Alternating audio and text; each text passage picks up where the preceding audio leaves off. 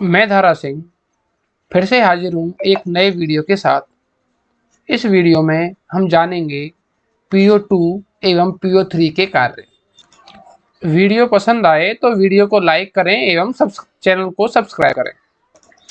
मतदान अधिकारी द्वितीय अर्थात पोलिंग ऑफिसर सेकंड के कर्तव्य। मतदान अधिकारी द्वितीय अमिट शाही का भार साधक होगा। यह प्रथम मतदान अधिकारी के पास बैठेगा तथा इसके पास मतदाता सूची की दूसरी प्रति होगी। इसके पास मतदाता रजिस्टर एवं मतदाता पर्ची भी होगी। आयोग के नवीनतम निर्देशानुसार मतदाता रजिस्टर 17K में वास्तविक मतदान से पूर्व मॉक पोल का डाटा क्लियर करने का प्रमाण पत्र अंकित किया जाएगा तथा उसके नीचे PRO, PO फर्स्ट, PO2, 3 के साइन होंगे।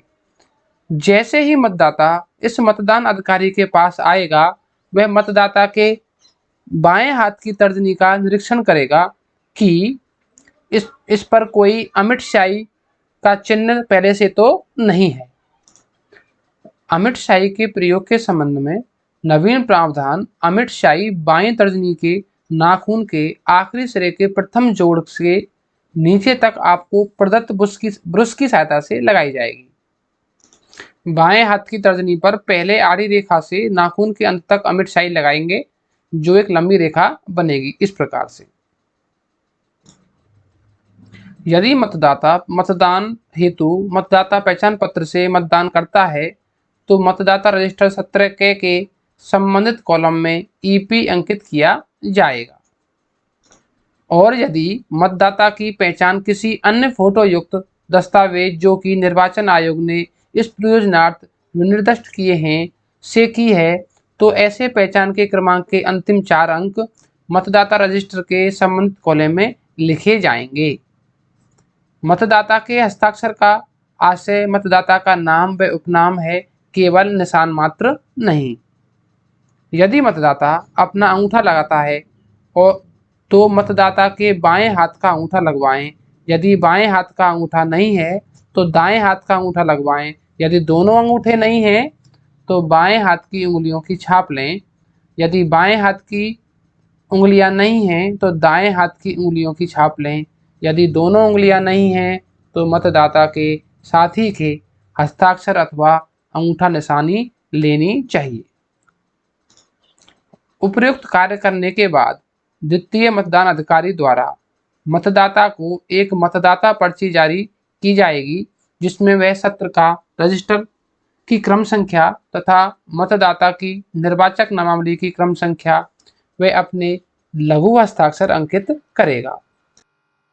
आवश्यक निर्देश: यदि मतदाता की बाईं तर्जनी नहीं है तो अमिट शाही बाएं हाथ की क्रमागत उंगली पर लगाई जाएगी।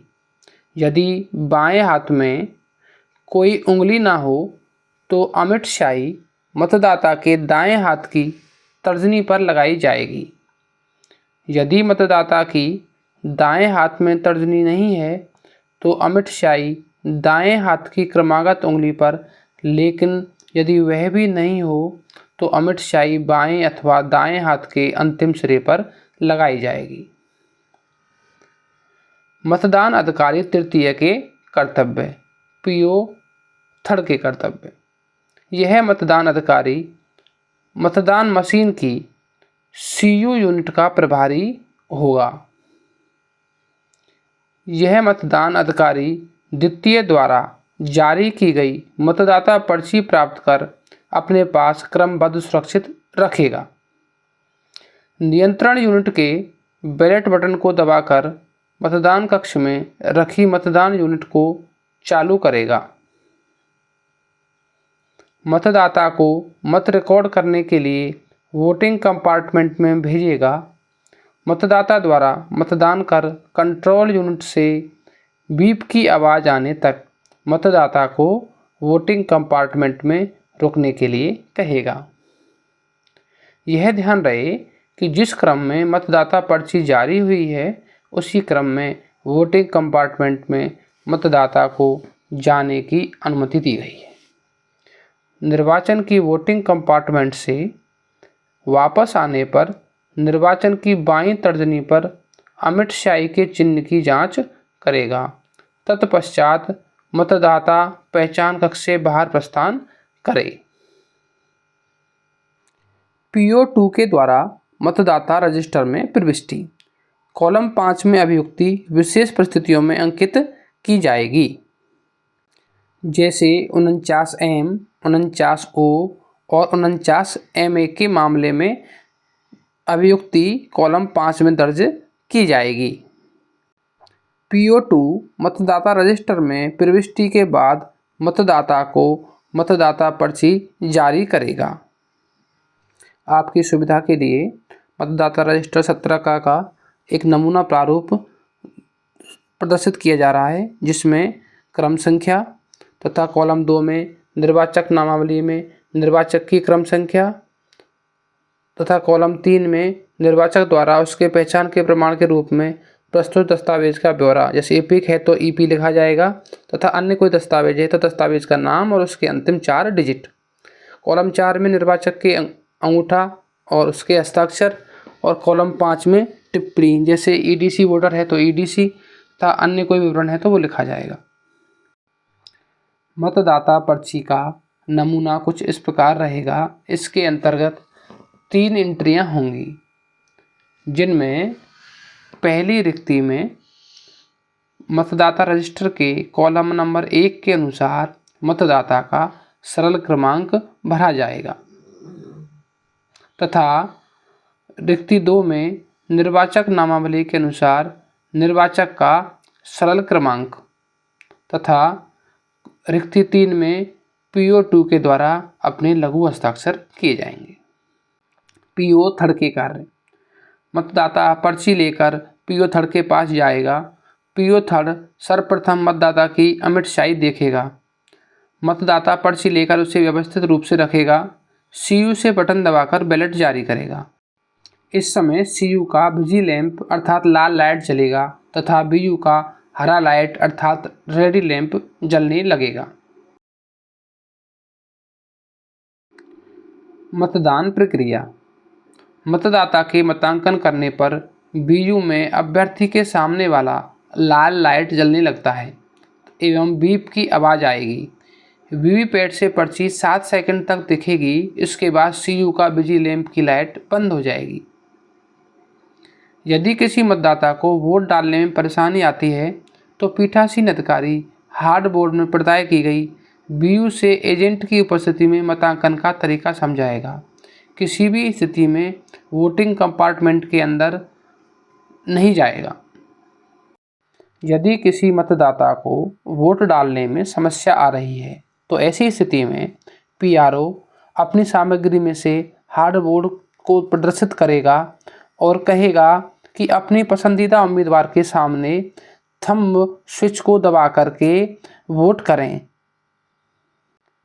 ऐसी स्थिति में PRO या पोलिंग पार्टी का कोई भी सदस्य वोटिंग कंपार्टमेंट के अंदर जाकर नहीं समझाएगा।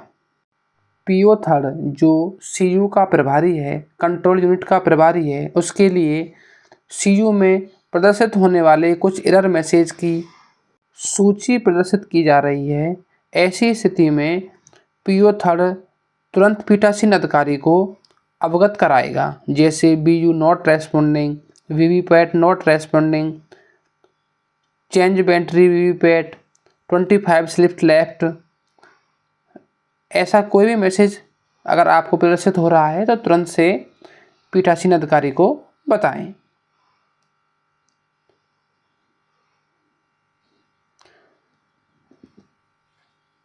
आप वीडियो को रोक करके इनको पढ़ सकते हैं। मतदान प्रक्रिया के दौरान किसी भी परिस्थिति में पीठासीन अधिकारी एवं मतदान दल के कर्मचारी वोटिंग कंपार्टमेंट में नहीं जाएंगे। किसी समस्या के आने पर ही एजेंट के साथ जा सकते हैं। यदि किसी मतदान केंद्र पर 12 से अधिक मतदाता हैं तब एक अतिरिक्त मतदान अधिकारी प्राप्त होगा। कार्य विभाजन में मतदान अधिकारी 2 का होगा। 2A अमिट स्याही का प्रभारी रहेगा तथा 2B रजिस्टर एवं मतदाता पर्ची का प्रभारी होगा।